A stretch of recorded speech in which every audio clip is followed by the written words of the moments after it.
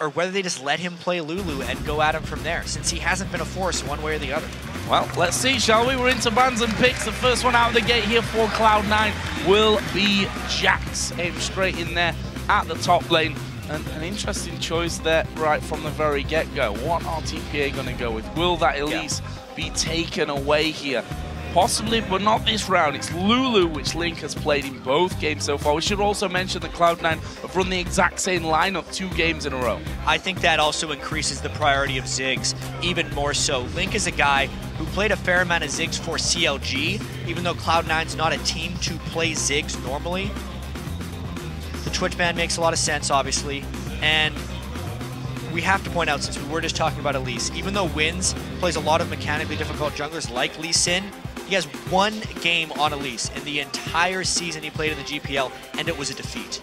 Yeah, not exactly the ideal scenario. Cloud9 is the ones who banned it. Yeah, exactly. All right, we're done here. If we think back, he's played Elise both games in this tournament so far as well. So a ban that maybe suits both teams, or that both teams will have wanted. The final ban in the end for TPA will actually be Kha'Zix here. So keeping the focus on the jungle with Meteos. I wonder if they first pick Ziggs, because I feel like TPA would take it on the return. This is really a question about whether Cloud9 wants to fully go against what TPA has in their picks, or just pick for themselves. And it looks like Cloud9's picking for themselves. Picking for themselves and taking the jungler first of all. Lee Sin here for Meteos, who, as we said, there's no Elise this game, there's no Kha'Zix this game.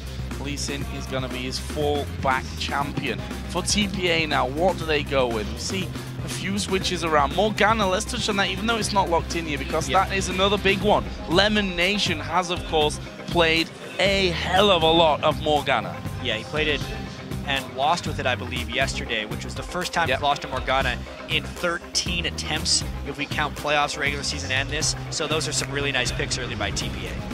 So that will be locked in. And LeBlanc is taken as well, so blind pick in the mid lane. What do we think to that? I feel like this is Morning's chance to make a statement. He has stuck to Lulu this whole time. He played 1 LeBlanc game in the GPL, and it was a defeat. It's a highly mechanically complex champion who needs to win the lane to do stuff. And if he gets lane bullied on LeBlanc, he would be even more than useless. It's a statement by him to pick it this early. Yeah, played that in the Taipei Snipers Game 1 in the semi-finals over in GPL, where didn't really go to plan. 4-5-6 was his score, and that Cloud9 here locking in, and, well, I'm wrong talking about Lee Sin, of course. Evelyn now is locked in here for Meteos in the jungle, which means we're going to be seeing a Lee Sin in the top lane for Balls. Yeah, it's got to be. How about that? So Balls, even though he sticks to the normal champions up top most of the time, is known for having really good mechanics. And a lot of the North American mid laners actually on the lower tier teams were the ones that were playing Lee Sin a lot and giving the top teams a lot of trouble with it. So that's actually kind of why we saw Dyrus playing it in the finals. He spent a large amount of time trying to pick it up. There is a lot of lane pressure value that he offers. Cloud9's going to try and use it to their own benefit. I should have learned probably by now not to always just assume when you see those picks coming in. I mean, second half of the season, not much Lee Sin played anyway by Meteos. He played it a few times in the start of the NALCS. But let's move on from that. Lucian taken here for Sneaky. Obviously, he's been going for Twitch so far here at All-Stars, but that has been taken away. And we go straight to the other side of the game, because Nocturne locked in here, 4 wins in the jungle, and we're going to see BB taking the Jinx. Nocturne was a big deal in the GPL. It's much more pick prominence over there. But I specifically want to talk about the Jinx because it's more relevant to what happened yesterday. After we saw Sun go off on Jinx in a very nice protective composition where the enemy team didn't have much dive, Taipei Assassins picked a Jinx into a very dangerous composition with many people who can close onto BB. And that's exactly what they did. He died many times in that game. He did not have good protection on Jinx. And it's really BB, I feel like, picking a champion that he can maybe carry the game with if he gets going, but not necessarily the right situation for it. And he's a player who has, when he's got going, pulled off some ridiculous numbers overall. These Draven games earlier on in the GPL playoffs where he'd racked up 16 kills in one game, 19 in another. Obviously, Jinx, a little bit of a different thing, but can certainly get snowballing. We'll see how that all works out for TPA, because Cloud9 have locked in their 2 final choices. Thresh for Lemon Nation and Orianna in the mid lane for Link. It's amazing to think Thresh made it this far through. Yeah. And Oriana was actually one of Link's first champions that he played in the LCS all the way back in Season 3, so he should be very comfortable on that. A fairly, I'd just call almost normal team comp for Cloud9. A lot of everything, or just a little bit of everything. Very versatile is actually the word I'm looking for. Versus the what is actually fairly heavy dive and not much protection coming out from TPA. What is their final choice for the top lane here? A role which has failed to impress us, I think, so far from TPA's side of things. I think that's fair to say. It's going to be Renekton in this one, and it's, you know, Renekton where you're going to be thinking about having that bullying early to mid-game and hoping to scale well into later things. But as I said before, we've not been super impressed with performance throughout the game, really, from TPA on that front. No, Achi has not performed in the games. It's really been about their solo lanes not doing well and BB not being good enough to carry, or just the other teams being too good to let that go and just taking the 5,000 or so gold advantage they get from the solo lanes and steamrolling through the rest of the game. TPA actually hasn't gone much different on that. Things are very reliant on the solo lanes with this team composition, so we'll see if they can improve against Cloud9. Some big questions to be answered in this one. Cloud9, of course, a win and a loss under their belt. A close win against Fnatic. Their loss wasn't really all that close, unfortunately for them. Obviously, SKT sweeping them to the side.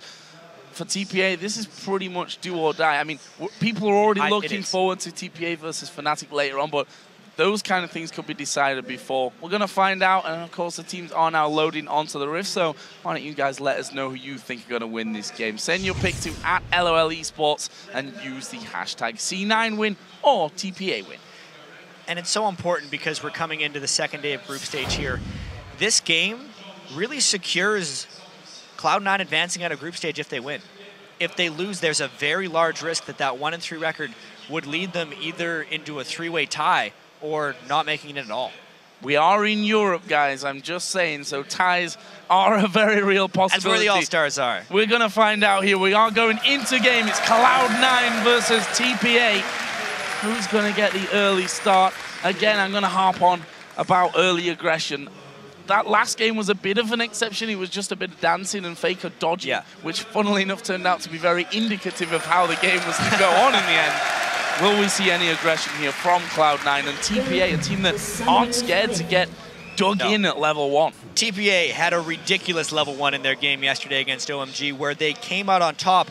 It didn't grant them a victory, but it did grant them an early advantage.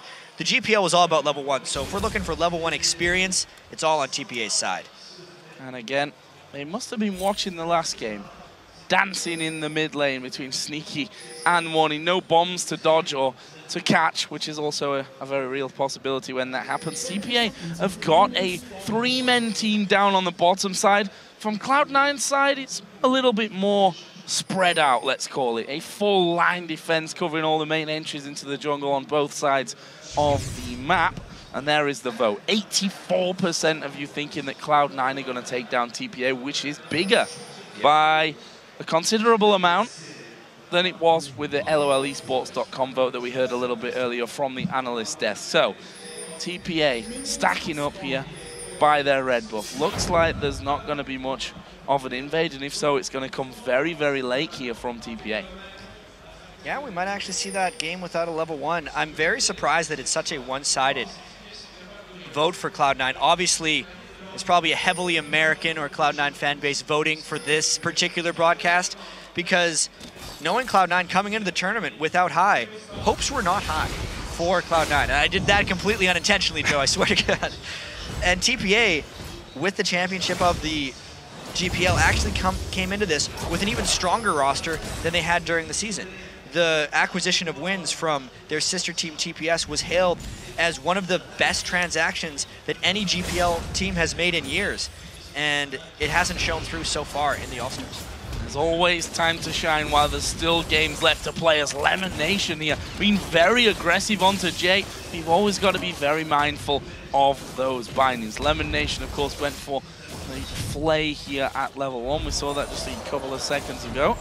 We'll see how this all works out. Again, we see back to back to our old standard. Another game. Yeah. 2 versus 2 in the bottom lane, 1v1 in the other lanes. I'm liking it, especially at All-Star, where there's so many players that are just best in role for their region.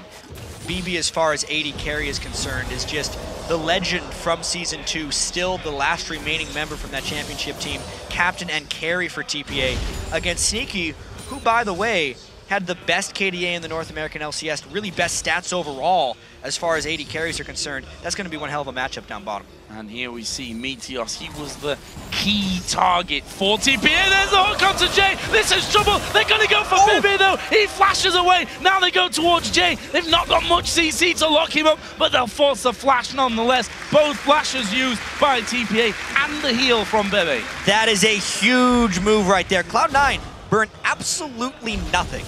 So they will have a huge advantage in that game now, sending them both back to base as well.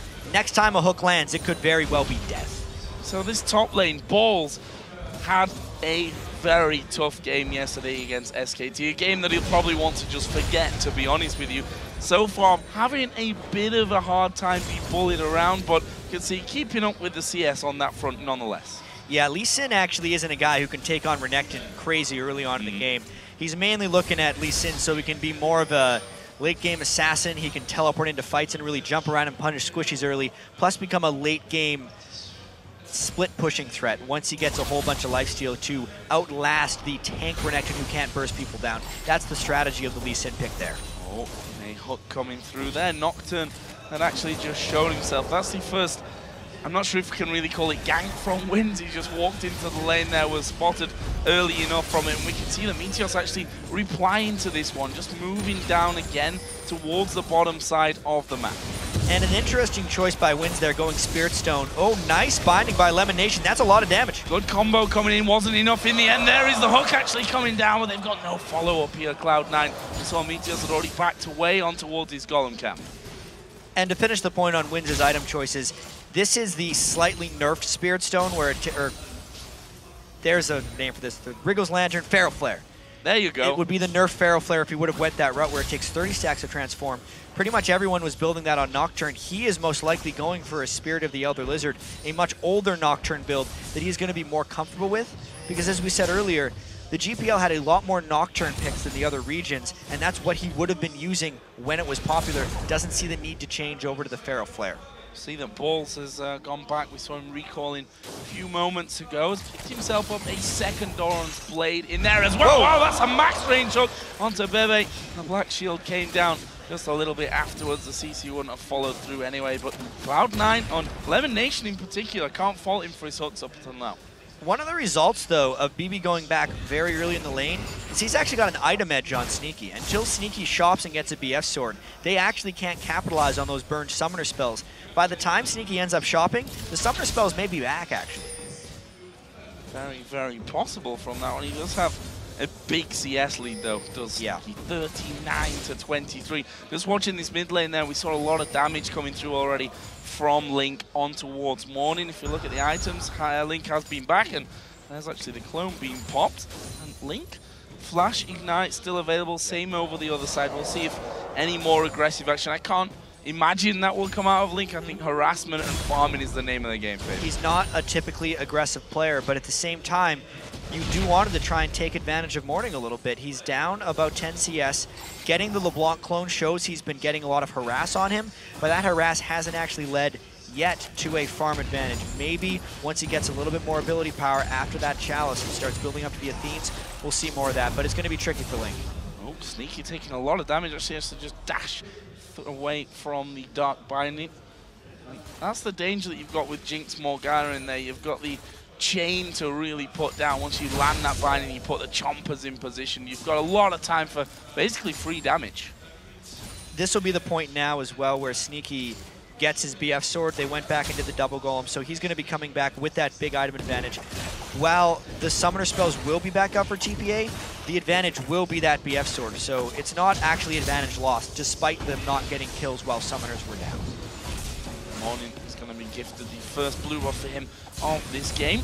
Wins just tanking that one up, and it does go over there to Morning. Meanwhile, Meteos, we know him as a player that loves to help Balls in particular get going. We talked about this heavily yesterday. Spent a lot of time in that lane, didn't really get the results from it. We'll see if he goes for it here again. Cloud9 often tries to make balls their top lane carry, and this gank is no surprise. Low going down, Meteor's coming in from the side, and he's just going to throw down a couple of extra hate spikes, but he was already back towards that turret there. It's going to mean the first recall on the TPA side of that top lane. Give balls a little bit of free time to farm. Cloud9 loves to do repeat ganks or try and use even the harass to get up top to make plays in the jungle. They rely on strong solo lanes to make jungle plays. That's why he has the deep wards. He will do a deep ward into a gank. He wants to smite steal this red. Oh, this could be dangerous. Here comes Meteor from the side, and there is a smite. Wins didn't even know what had hit him there.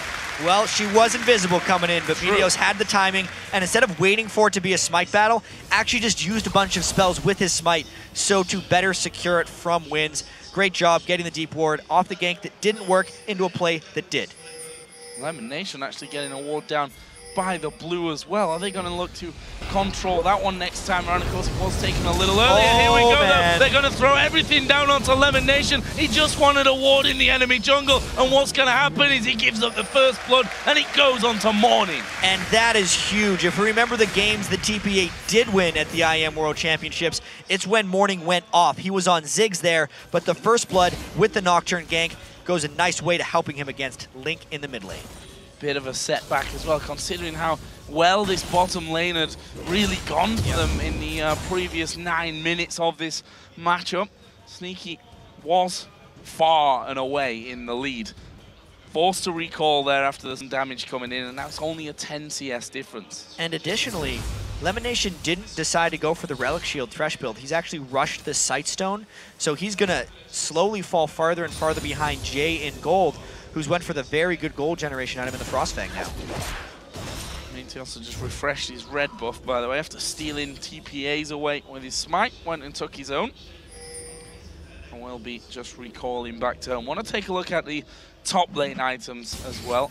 So that's been somewhat of a quiet lane for us. Good hook landing, but onto the Black Shield, where it basically means very little, let's say. No CC, but you could still actually jump to it afterwards if you wanted to. Yeah.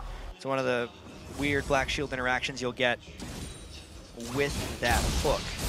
Oh, damage from Morning. Gets the chains off on towards Link, but again, no real massive damage to come through. Obviously, it was both players starting out towards that Athene's Unholy Grail. Chalice and the Fiendish Codex already there for Link. Just the Chalice in for Morning at this point of the game. But he's trying to press a whole bunch harder, maybe saving up for completing it outright. There's a lot of similar item builds going on in these lanes, and it's just all about who can actually rush it properly. They go back and buy incremental, and then they trade advantages. Oh, they're going to get baited into this one. There is Meteos from the side, and his ultimate not really connecting, but they're going to land the Q there. It is going to be Meteos tanking up the turret. Ball gets a kill, and now they're going in with Morning and Link here. Oh, wow. Way off right there by Link. He was hoping to get a kill. Maybe he can still get it. I wondered why he'd come straight back into that one. Link getting a massive burst of damage back down onto him. Now Lemon Nation and Sneaky with that extra pressure across the map, actually stepping forward here in the bottom lane, looking for that hook. Didn't quite work out for them, but brings Cloud9 back level in kills and actually slightly ahead in goal. Oh, the binding here on the chompers, on the binding. That's a good playback from Lemon Nation. He's going to get ulted up though by Jay. The culling coming from the back here from Sneaky. Super mega death rocket. Flashed away from, don't think he was low enough anyway. Still a nice trade of skills there. You can see that bottom lane is actually starting to even out a little bit because of that binding. But to get back to that mid lane fight, even though you miss the shockwave, the level 1 shockwave isn't actually what does the damage. It's the ball movement and the command dissonance afterwards. So when Morning came back in, he didn't necessarily take that into account, got bursted down anyway, and nearly died. Would have been a bad turn of events really for TPA, considering that Morning did get himself that first blood. The farm in that mid lane is very much even as well at 100 to 95. This top lane, once again, who would have thought it? Meteor's coming back into the top to try and give balls even more of a lead. Another gank. I'd almost expect Wins to spend more time up top, but they're really leaving Achi completely on his own. Meteos going to be able to get into that brush, and Nocturne's going to want to gank bottom. There's a chance these ganks could happen simultaneously if the times present themselves properly. No ultimate at the moment on Renekton. It just came back up. Oh, bit of a face check there from Achian. They're going to dive it. Q landing here from Ball. All they wanted. Ultimate use there, and maybe that's all they wanted to bait out for him. That leaves him squishy here by the time it's run out. But look at this TPA. They see Meteos in the top lane. They say, it's Dragon time. Yeah, they're really thinking about it. His ult was still running when they started this dive. This is real dangerous. It is dangerous, but I think they're going to come out of it. All right, a flash was used there in the end. There is a Dragon going down, so they trade kill for Dragon here. Super Mega Death Rocket coming across the map. It could be good. It could be good. Oh, so close to Balls. So very close to getting the kill. Nice shot, I gotta say, from BB, but it wasn't quite enough. The extra shielding of Lee Sin right at the end there was a bit too much. That's very much Cloud9, what they just did there. Willing to consistently gank top, so eventually they force the other jungler to do the same, and that's when Meteos tries to take advantage of him. They did get the Dragon, which means the gold is still incredibly close, but we have to see how Balls can deal with that advantage. Haven't seen him much on Lee Sin. Morning actually just having a look for Lemon Nation there, just gets back off towards his distortion. Here's a blue buff spawning in. Link, of course, will be gifted that one. I'm interested to see whether Meteos is going to go to the enemy red, which of course he did steal on the last time around, and back to this top lane. Both players actually getting that Tiamat in. The only item difference between them, funnily enough, that single Doran's Blade. Yeah, I mean, it's an 800 gold advantage, which can't buy too many items at this point in the game.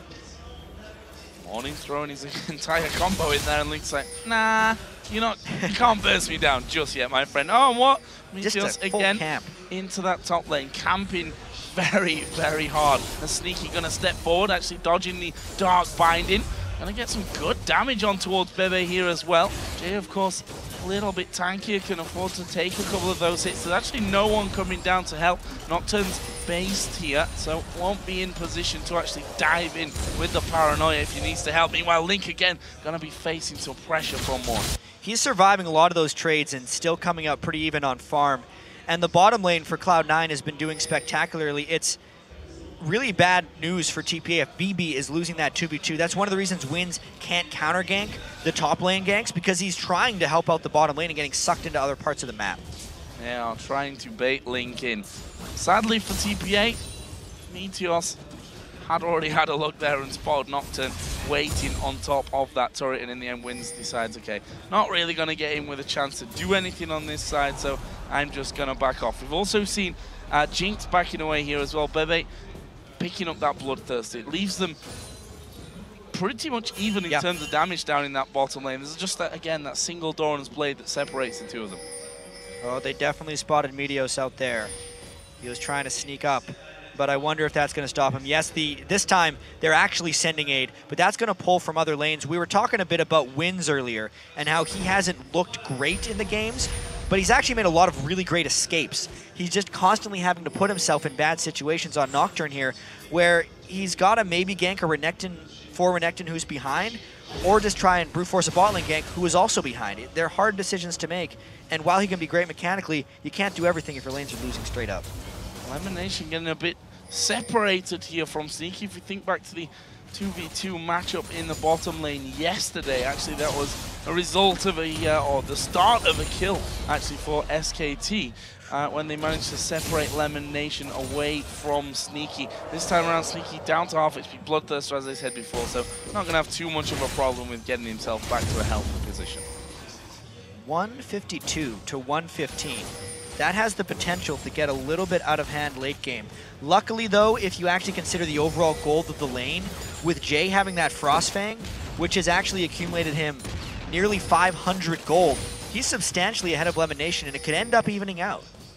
Just being down in CS because they're getting more gold from the support items. Oh, flash in there and flash away just as quickly from Lemon Nation. Meteos had already moved around, hook got thrown out, but not landing really, and a bit of a catastrophe on both sides of things. The flash from Jay, Lemon Nation, good reactions to do that. Now they're pushing out. They must know that Meteos is here. Yeah, well, Morning had roamed down once again. Or sorry, Morning had roamed down once again on LeBlanc, leaving the mid lane open. He still hasn't been punished very heavily on CS. I almost feel like if that binding would have landed, that might have been a counter gank for Meteos because it would have been right on top of the turret. Really, really tense game here, Joe. Neither team wanted or really can afford to be making mistakes here. TPA in particular, of course, still chasing their first victory here at All-Stars 2014. To see if they can get that here today. Of course, they still have one more game to play after this, which will be our last game of the day against Fnatic. And, well, that could certainly turn out to be a big deciding game. Remember, Cloud9 still has to play OMG, who, even though they lost to SKT today, look very clearly like the second strongest team in the tournament. So this is kind of a must-win for both teams. Cloud9, because they don't necessarily want to fall into a tiebreaker game. TPA, because they want to stay in. Hook landing again from Lemon Nation. Again, his accuracy with that has been pretty strong. Here comes the TP. They're all going to go towards Bebe. He flashes away. The calling will be enough. It's Meteos actually gets it in the end. Now Jay's coming around. Here is Archie as well from the backside. That's a lot of damage that he's putting out, but he's taking even more back. And this may be a double. It will be a double. Meanwhile, Link is having to go. At Morning flashes in. Get out, Wade. He's going to get the kill. Brilliant from Link. Big cheers coming out for them right there because they killed 4 members of TPA, and the gank tries to come in from Wins. Can Link escape? He's do a lot of damage. The Fear's pretty much going to seal his fate there, and that's a good reaction back from Wins. But in the meantime, Cloud9 pushed and took the turret. Honestly, you kind of have to question why that Nocturne ult wasn't burned during any of the big fights which they just lost. It would have been rather useful for them. Cloud9 completely beat TPA and Wins to the punch, getting those kills, and now they're trying to take down this Dragon before TPA can make it, but they started it a little bit late. This could lead to a team fight. This could lead to disaster if they're not careful. There is the Dragon going down, goes over to Cloud9. Meteos forced to flash, didn't want to risk. Jay coming in, super mega death rocket. Again, so very close. 60 HP left there.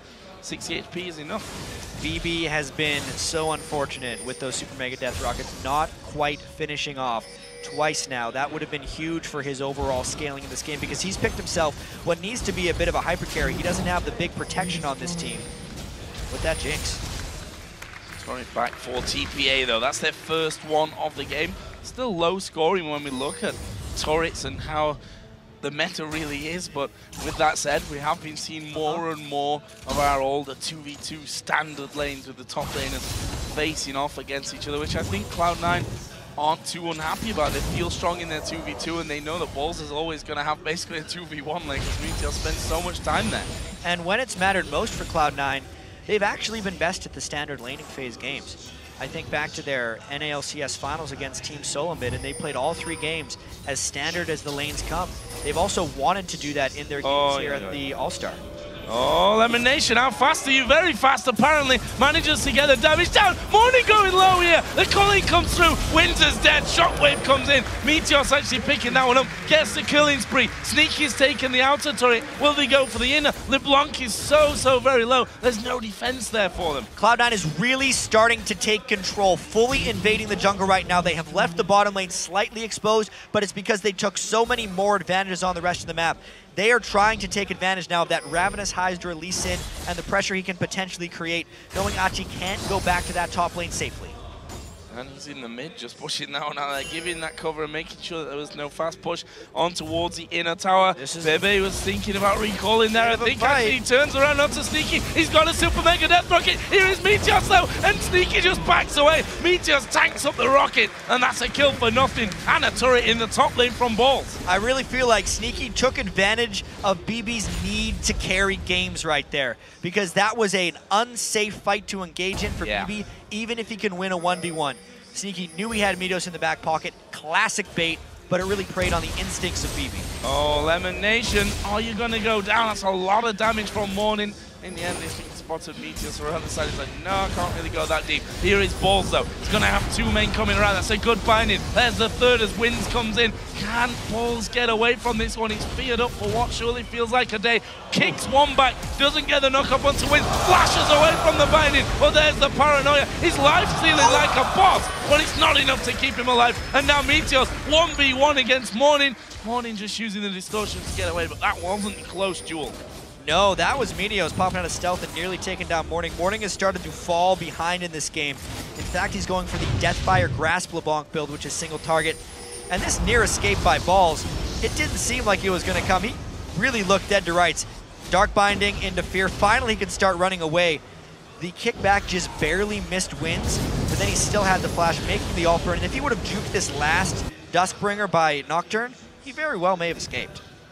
I'll give Balls his due. He was in the right direction to juke it there. Yeah. But he was just too close, so that point blank, a little bit easier for him to land. Here's Cloud9 again up by the Baron area, and again on the clear out mission. You see that Link doing a lot more damage than before. Needlessly large rod. I want to actually compare that build over with Morning, who's gone for that very much blow up a single target with the DFG after his Athenes. I kind of question it right now for Morning. I know that Faker's favorite LeBlanc build is the death cap afterwards, and he still manages to assassinate people because LeBlanc just has a lot of single target damage by default, but the wave clear and the map pressure in the team fight of the death cap is just that much higher. He's going to maybe use the Deathfire Grasp to get rid of Lee Sin when he dives in, because honestly the tank line of Cloud9 isn't extremely tanky, they're just fairly tanky, and if they can get the Lee Sin down through the Banshees Veil, maybe they could take him out. But it kind of just, to me, screams that he's behind in the game and still trying to get enough damage to kill even one person. Feeling maybe a little bit desperate, as we saw while we're looking at Sneaky and Bebe there in that mid lane.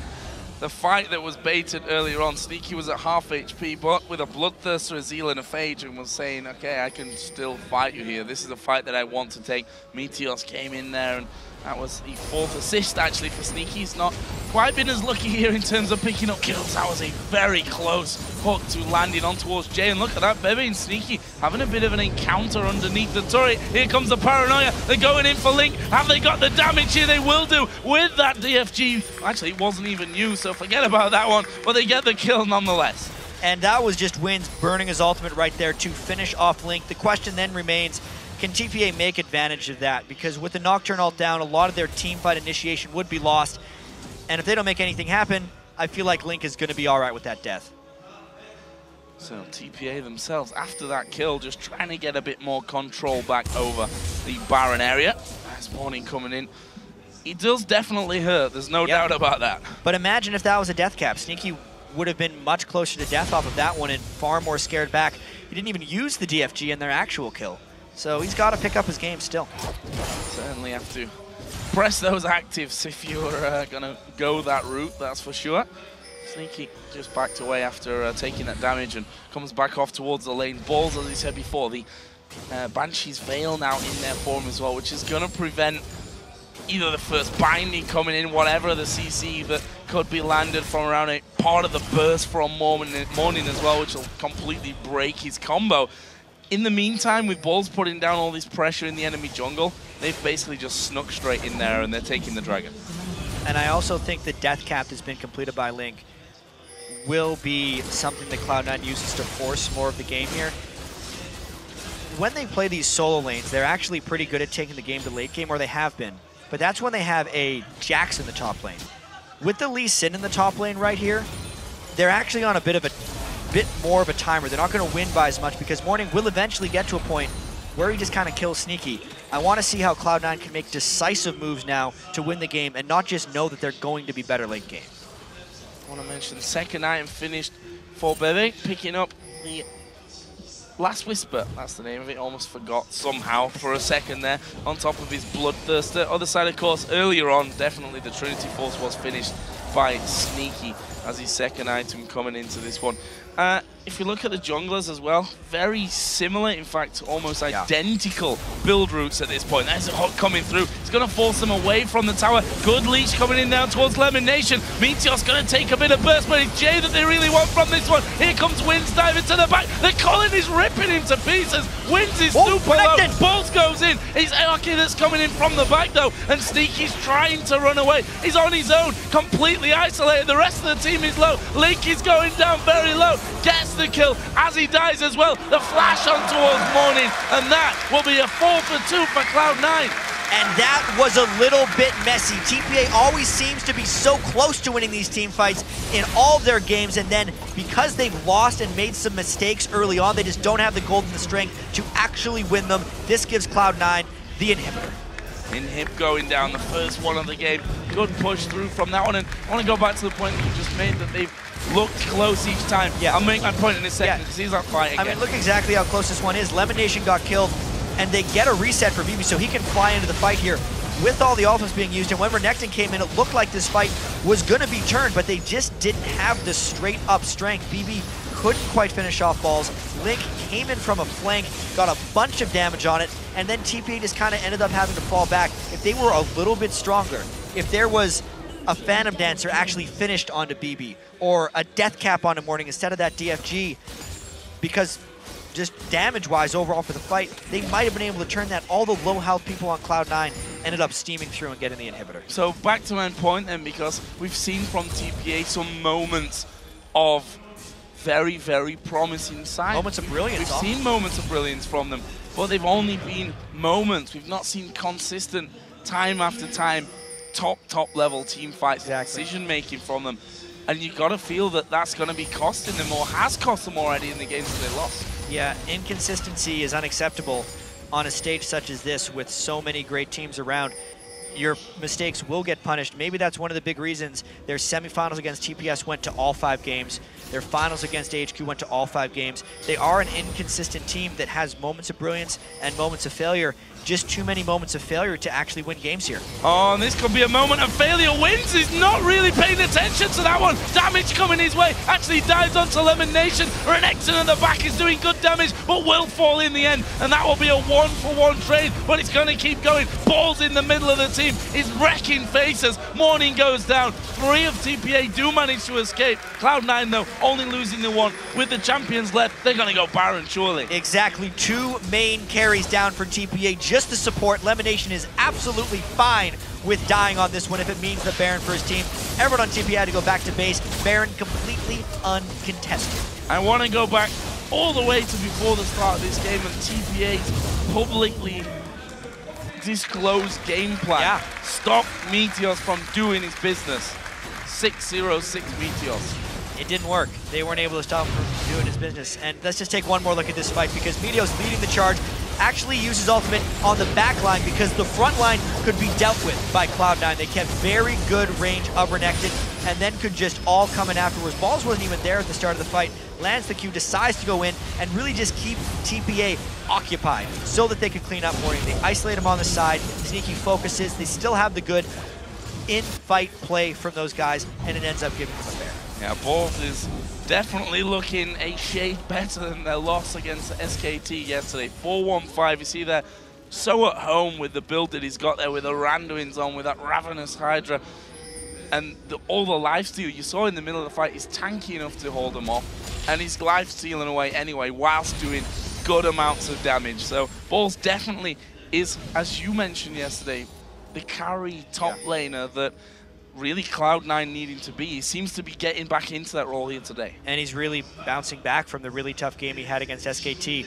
He was pretty happy at the end. He did kill Faker and make him miss a bunch of skill shots, so he did say it was worth on social media. And speaking of social media, actually, it was made public by TPA early on in the All-Star when they were scrimming Cloud9. They 3-0'd them in one of the scrim sets. But what was unknown to the public is the next day, Cloud9 scrimmed them and 3-0'd them back. So it just kind of goes to show you how game time and scrim time can be so much different, and the results can vary because scrims are so strange. It's very, very foolish to take scrim results at face value and say one team is better, because Cloud9 is better here. Cloud9 going in for the inhib turret. The TP was aimed out there, and well, they killed the turret before that could actually happen, and now with the inhib in the middle lane respawning, they're just going to go straight for that one. Balls gets hit with a binding, but as I said before, he just life steals that back up instantly. They take down inhibitor number 2 there, as we see. Aki is in the top lane, tried to recall back, to teleport back in towards his base, but in the end, can't really do anything apart from shove this lane down. We should also mention in turrets here, 2 is what TPA have been able to pick up, not being able to hold with Cloud9 on that front. And their team as a whole actually isn't that good at sieging or playing the lane game. They're trying to go in for a Dragon here. That's a big mistake. They are far too late for the Dragon. Wins dives in, but he is squishy as you like. They finish him off pretty much instantly. Jay is low. Jay is dead here. It's Meteos that picks up that one. Renekton coming in from the side with his Dominus running. Decides I can't even fight this one. Link's gonna go for Pepe. The shockwave gets him. And now they focus on towards Renekton, who's going down slowly but surely. And that, my friend, is going to be an ace here because Morning is trying to get away. And Ball says, no you don't. Cloud9 are going to push through here and go for the win. They just finished this game after getting the lead. The crowd erupts. Cloud9 gets the second win. And that is the victory that basically sets TPA up for a showdown later on in the day with Fnatic. That is, of course, if Fnatic don't beat SK Telecom T1 later, that could really turn things at the bottom of the groups a little bit more interesting. But for now, it's Cloud9 here that have got the job done. They go 2-1 in the table. And that was just Cloud9 bouncing back very well from their defeat to SKT yesterday. It's going to be a question here on how well Cloud9 does when things go according to plan and how well they can adapt to change, because this is another game that went very according to plan to them. They got the standard lanes, which minimized the amount of movements they had to make around the map, which is their weakness without High, because they have inexperienced time together as far as never really playing with Link before this event. This game worked great though. 2 wins, that means they move on. And we saw that Meteos, they actually, Cloud9 themselves banned out the Elise. Funnily enough, after all those games in a row where Meteos, I think it was 7 in a row, 5 from playoffs, 2 from Euro All-Stars, they banned that Elise themselves to stop Wins taking it. He himself played both games so far on All-Stars on that Elise.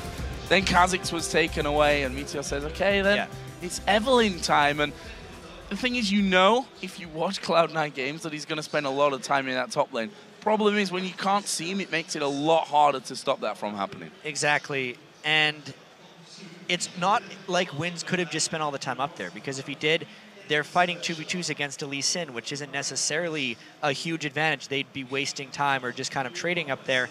And it's on Sneaky and Lemon Nation, who are honestly probably the most underrated bottom lane in North America. Everyone talked about X Special Turtle or Double Lift After with a Rush Hour and just hailing them, yet always, at the end of the day, the top of the table, it's Sneaky and Lemon Nation, and they don't even get ganked for. But they're always top of the table as far as numbers go. They're really good duo bottom.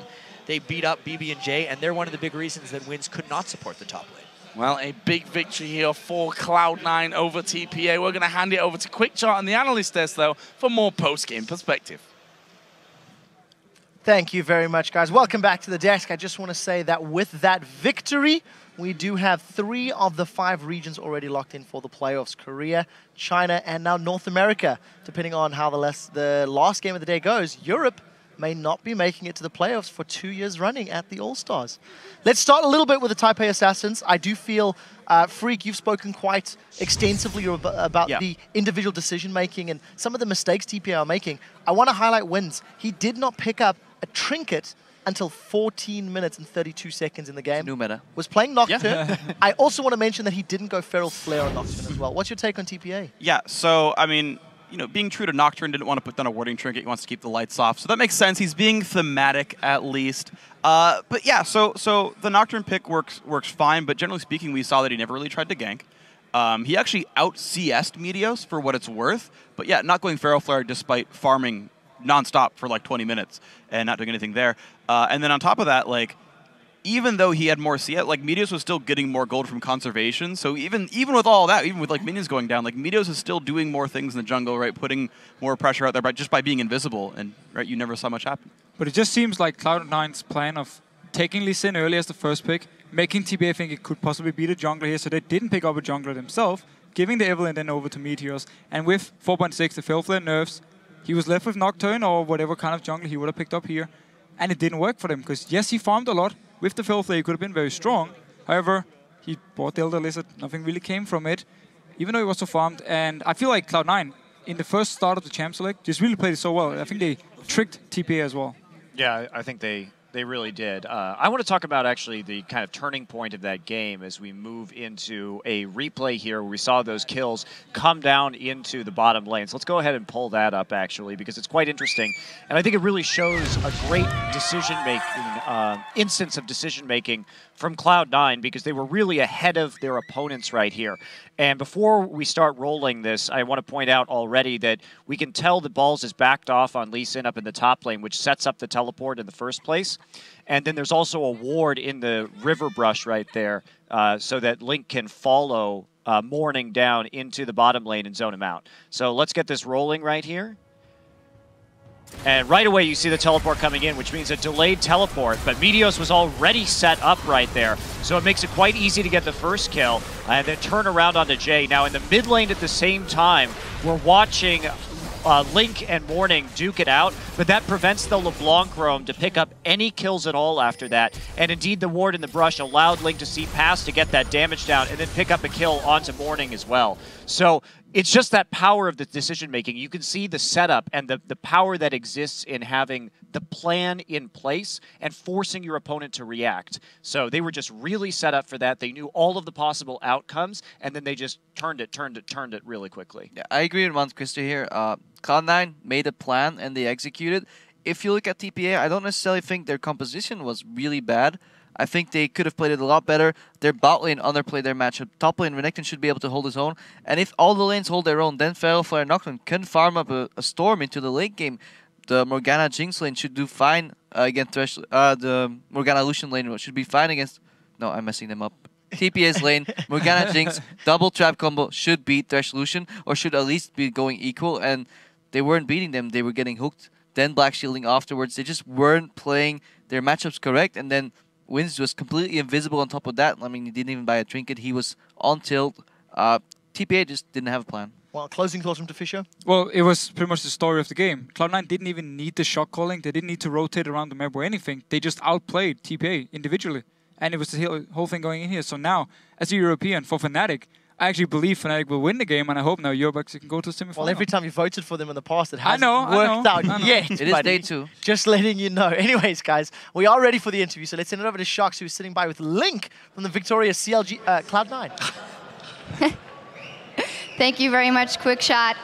Of course, CLG Link sewing in here for Cloud9. Congratulations on that victory. That's the second one for you guys here. Tell me about this matchup, because you went for quite a safe pick on Orianna. Basically, we knew that they were going to pick LeBlanc, and they were kind of prioritizing it really highly in the scrims we played versus them. And I was just basically picking a safe mid champion that could just farm, and that'll be really, it'll do really well in lane, and it'll do really well in team fights. Yeah, absolutely. Did very well in team fights. The coordination most certainly seemed better than it was yesterday in that win versus Fnatic even. Has it overnight changed a lot? And do you feel like you've integrated with the team better in that day?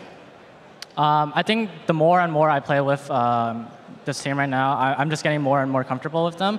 I'm just slowly understanding, especially when you're scrimming versus like the best teams in the world. Like we've been scrimming versus SKT like nonstop, and we're learning more and more every single day. And today, like yesterday, we were getting stomped, and then today we were holding up our ground. And so I think we're just getting better and better slowly.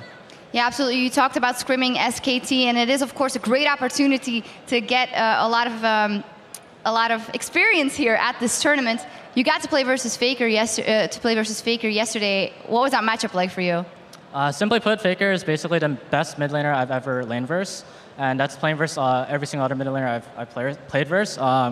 He's just really good at what he does. He basically makes you fight for the CS that you're trying to get. Like every time you want to auto attack, he's gonna just be up in your face and throwing spells at you, harassing you down. And the best part about him is that while he's doing it, he's also never missing a CS, which makes him like, it's really like, it's crazy how he does it. So it's fun to play versus that, and I'm learning a lot. Yeah, I can imagine that. What I also wanted to ask you is, of course, you get to be a little bit of a spy here in Cloud9 as well. I wanted to ask you about the play of Meteos, because synergy versus jungler and mid laner is so important. He seems to be prioritizing top a lot. So how is that compared to playing with Dexter? So Meteos and Dexter are fundamentally completely like two opposite people. Like the way Dexter plays, everyone on CLG basically calls him and tells him what to do. On the other hand, Meteos is literally like the opposite. You don't tell him what to do. He wants to make his own decisions. Sometimes I want him to like come gank mid, but like I remember like the talks we've had before, and he's like, just let Meteos do his own thing. So it's kind of weird because like when I was on CLG, like the one thing I was trying to improve on was calling my jungler, and now like I don't have to call him at all. So I'm just kind of like letting him do his own thing top and bottom, and it's working out well. So. Strong, independent man, Meteos. Thank you very much and congratulations, Link. Now we're going to head back over to Captain Quickshot and crew at the analyst desk.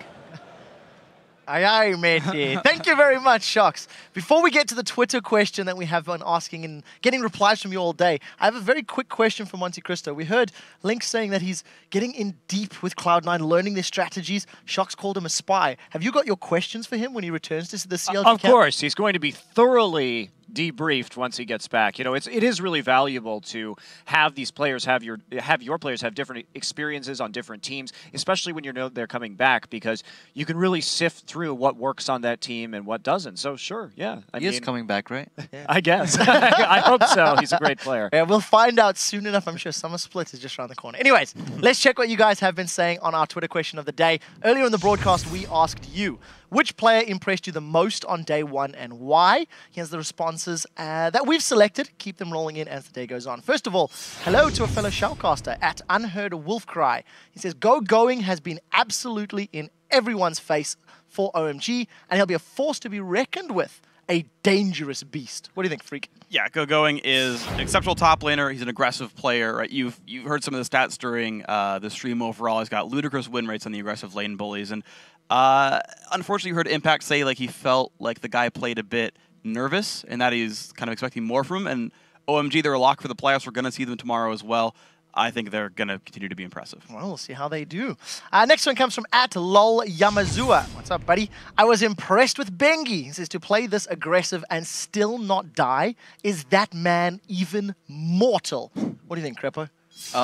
Yeah, he is. He had his bad games, but he's definitely playing better than he was doing before this event. And you could really see that, like, people were saying his micro level play was a little bit off, you know, just his mechanics, but we had him go toe-to-toe with other people and just come out on top in these 2v2 trades. Then his game reads were really good. He counter-ganked earlier today, turned that top lane around and just made Impact a complete beast. So he's reading the game properly. His vision control is really good. He even went for the Ruby Sidestone relatively early, I believe, just to completely go for complete vision dominance. And it's been working out. Sounds like you've got a crush there, Crepo. Next one comes from @JBoo. I have to go with all... that, of course, being Alan with his Thresh. 100% kill participation is just godly. He carried the carry and got them fed. Tefisha, as a fellow support, ex-support, what do you think? I have to agree. I mean, Alan, he's the playmaker when it comes to starting the fights and getting your carries fed here for OMG, and he showed it yesterday. Today on Nami, his laning phase was very solid, but when it came down to the team fights, it didn't work out for OMG. They used the Nami a little bit too aggressive, in my opinion. But it's how it is when you're used to having this guy always duty engages. He normally plays Annealy or one of these things. If he can get his hands on them next time to play SKT, I think we could see a different match. Well, we'll see if he does go for those aggressive champions. Last one comes from @Stella06. He says, Piglet is the true meaning of fear. He, like a matrix, dodges every single skill shot. He is the one. What do you think, Monty? I think Piglet is the true meaning of fear is only a sentence you will hear in esports.